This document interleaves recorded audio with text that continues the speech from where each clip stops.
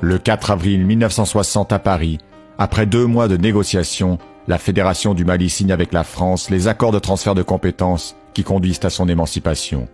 Regroupant le Sénégal et le Soudan français, la Fédération est une tentative de construire une Afrique indépendante unie.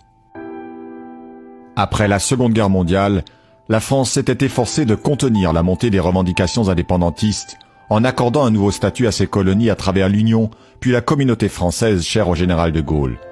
Mais l'existence de l'institution est brève.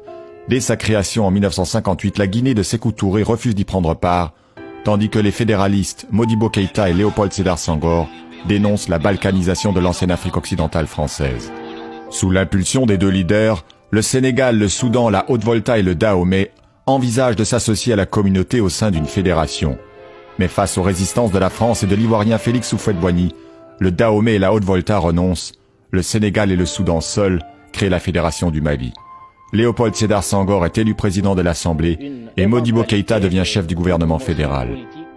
Ensemble, ils négocient la souveraineté complète de la fédération finalement acceptée par De Gaulle.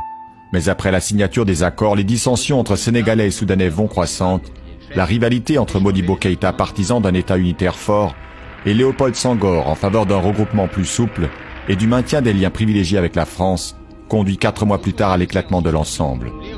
Le 20 août 1960, Dakar expulse les Soudanais, vote son retrait de la fédération et prononce son indépendance.